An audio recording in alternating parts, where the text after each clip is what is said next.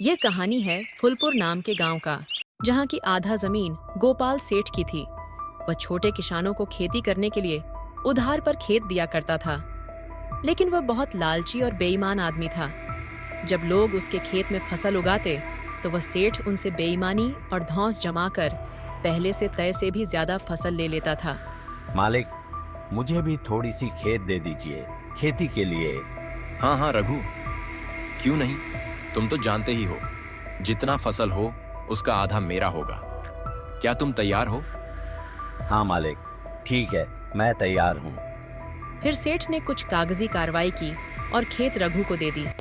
लोगों को आधे फसल देने में भी कोई दिक्कत नहीं था, लेकिन सेठ उनसे बेईमानी करके आधे से भी ज्यादा फसल ले लेता था। इसी तरह दिन बीतता गया और गोपाल सेठ के पास कई छोटे छोटे किसान आते थे और आधी फसल पर खेत लेकर जाते थे। इसी गांव में रमेश नाम का एक छोटा किसान अपने पत्नी के साथ रहता था। उसका बेटा शहर में पढ़ाई करता था। रमेश भी हर साल गोपाल सेठ से ही खेत लेकर खेती करता था। हर साल की तरह इस साल भी रमेश सेठ के पास खेत उधार लेने जाता है। क्यों रमेश, क्या हाल है? ठीक है मालिक, सब आपकी दया है।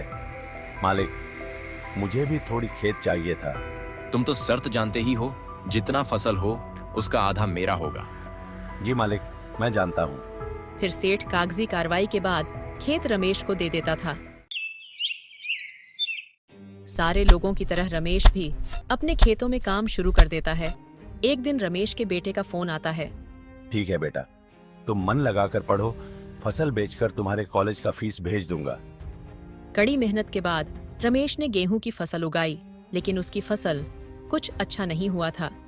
फिर भी दुखी मन से वह गेहूं की कटाई करने लगा।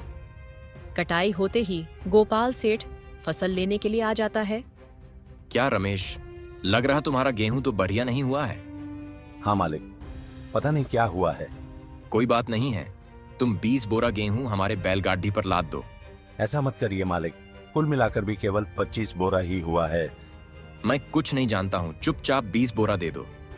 रमेश के पास कोई दूसरा उपाय भी नहीं था। गोपाल सेठ गेहूं लेकर बैलगाड़ी से चल देता है। बचे हुए 5 बोरे को रमेश अपने घर ले जाता है। क्यों जी, इतने मेहनत के बाद भी केवल 5 ही बोरे घर आए। अब हम लोग बेटे का फीस कैसे जमा करेंगे जी? अरे, हम करे तो भी क्या करे, उस बेईमान सेठ के आगे किसी की चलती है क्या? तभी उसके बेटे का फोन भी आ जाता है। रमेश अपने बेटे को सारी बातें बताता है। पैसों के तंगी के कारण रमेश का बेटा भी अपने गांव आ जाता है।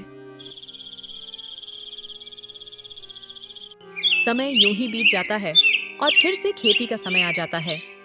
अब की बार रमेश और रमेश का बेटा दोनों सेठ के पास जाते हैं। सेठ हर साल की तरह इस बार भी आधी फसल पर कागजी करवाता है।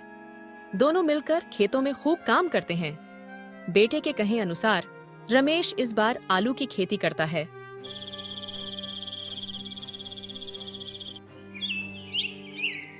कुछ समय बाद जब आलू तैयार हो जाता है, तो आलू को निकालते हैं। दोनों बहुत खुश होते हैं, क्योंकि पूरा 18 बोरा आलू हुआ था। तभी फसल लेने गोपाल सेठ भी आता है। अच्छा, तो इस बार आलू की खेती हुई है, बहुत बढ़िया। जल्दी से 15 बोरा आलू हमें दे दो। लेकिन ऐसा क्यों सेठ जी? तय अनुसार तो आधी फसल आपकी हुई ना, तो 9 बोरा आलू आप ले सकते हैं। ओ रमेश के बच्चे, मुझे ज्यादा मत पढ़ाओ, जितना कहा उतना करो तुम। नहीं सेठ जी, अब से ऐसा नहीं होगा। तुम्हारे कहने से क्या होगा? कई सालों से आप सभी लोगों को मूर्ख बनाकर ज्यादा फसल हड़प रहे थे, लेकिन अब ऐसा नहीं होगा। अगर आप कागज के अनुसार नहीं रहेंगे तो हम लोग पुलिस के पास भी जाएंगे।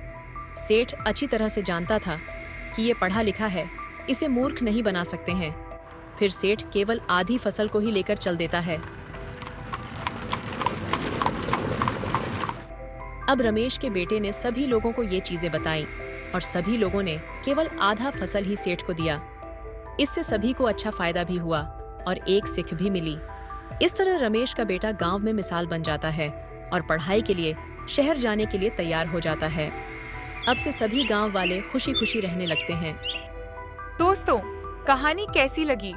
कमेंट करके जरूर बताइएगा।